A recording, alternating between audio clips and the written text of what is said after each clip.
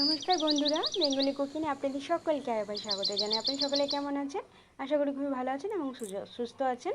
আজও চলে এসেছি নতুন নতুন রান্না নিয়ে। চলুন তাহলে প্রথম থেকে শেষ পর্যন্ত আমার ভিডিওটি দেখবেন। ভালো লাগলে লাইক ও কমেন্ট করে পাশে থাকার জন্য অনুরোধ রইল। আজকে রান্না করবো কি, চলুন তাহলে। একদম খুবই গরম পড়েছে, সোয়াসাপটাভাবে রান্না করব, একদম অল্প মশলা অল্প তেল দিয়ে। দেখুন বাজার থেকে নিয়ে এসেছে পালং শাক। পালং শাকটা প্রথমে কেটে তারপরে ধুয়ে ভালো করে নেব। আর এখানে নিয়েছে হচ্ছে পটলটা ছাড়িয়ে নিয়েছি পিছনে। আর নিয়ে নিয়েছি হচ্ছে নুন হলুদ মেখে রেখে দিলাম একটা বাটির মধ্যে। আর সর্ষের তেলটা দিয়ে দেবো কড়াইয়ের ভিতরে। কড়াইটা গরম হয়ে গেছে। তারপরে হচ্ছে এখানে রান্না করবো হচ্ছে বেরেস্তা পটল ভাজাটা। এইভাবে একবার পটল ভাজাটা করতে পারেন, দেখবেন কিন্তু গরম গরম ভাজা একদম খুব সুন্দর লাগে খেতে। তাই আপনাদের সাথে এই পটল বেরেস্তাটা শেয়ার করলাম। তারপরে দিয়ে দিলাম হচ্ছে দেখুন পেঁয়াজ আর কাঁচা লঙ্কা, চেরা কাঁচা লঙ্কাটা ভাজা হয়ে গেল পটলটা। আর তারপরে দিয়ে দিলাম হচ্ছে কড়াইয়ের মধ্যে সর্ষের তেল, আর দিয়ে দিলাম কালো জিরে আর একটা গোটা শুকনো লঙ্কা। আর আলুটা দেখুন এইভাবে ছোটো ছোটো করে কেটে নিয়েছি। আর এখন আমি এখানে রান্না করবো হচ্ছে পালং শাকটা, একদম সোজা সাপটাভাবে রান্না করছি। আর হচ্ছে দিয়ে দিলাম হচ্ছে বেগুন, আর অল্প পরিমাণে এখানে একটু আদা পেস্টটা ব্যবহার করেছি। আর দিয়ে দিলাম হচ্ছে পরিমাণ মতো অবশ্যই নুনটা এখানে দিতে হবে। আর অল্প পরিমাণে হচ্ছে দিয়ে দিলাম হলুদ, ভালো করে একটু ভেজে নিয়েছি। তারপরে দিয়ে দিলাম সেরা কাঁচা লঙ্কা। একদম কিন্তু সোজা সাপটাভাবে রান্না করছি। দেখুন রান্নাটা কিন্তু একদমই সিম্পল, কিন্তু খেতে কিন্তু অসাধারণ এবং টেস্টি হয়েছিলো। পালং শাকটাও দিয়ে দিলাম, নাড়ি চাড়িয়ে নেব। তারপরে নাড়ি চাড়িয়ে নেওয়ার পর তারপরে এখন দেখুন একটুখানি অল্প পরিমাণে জলটা এখানে ব্যবহার করবো। আর কিছুক্ষণ ঢেকে রাখবো। তারপরে একদম রান্নাটি হয়ে আসবে। দেখুন ঢেকে রেখেছিলাম, একদম কিন্তু সব কিছু নরম হয়ে গেছে। উপর দিয়ে দিলাম হচ্ছে ভাজা জিরের গুঁড়োটা এখানে ব্যবহার করছি।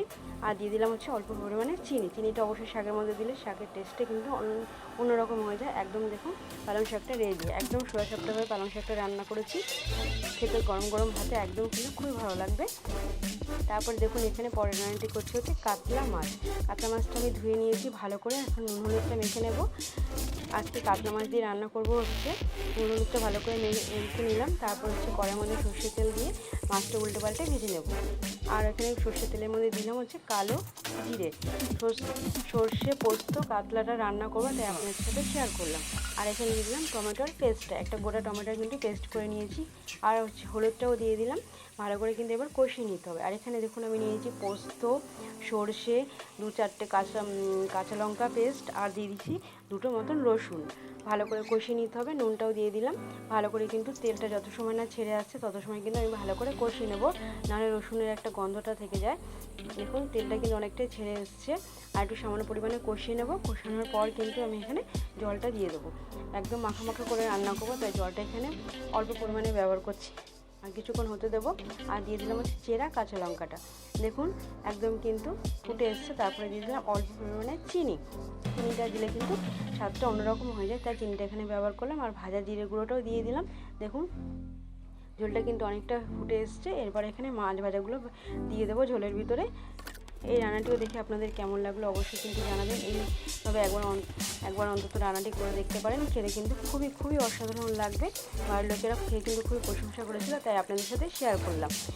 তাহলে চলুন আমাদের এই 3টে রান্নায় আপনাদের কেমন লাগলো অবশ্যই কিন্তু জানাবেন। আর ভালো লাগে লাইক ও কমেন্ট করে পাশে থাকার জন্য আপনাদের অনুরোধ রইল। চলুন তাহলে রান্নাটি আমার হয়ে গেছে। এবার এটা পরিবেশন করব।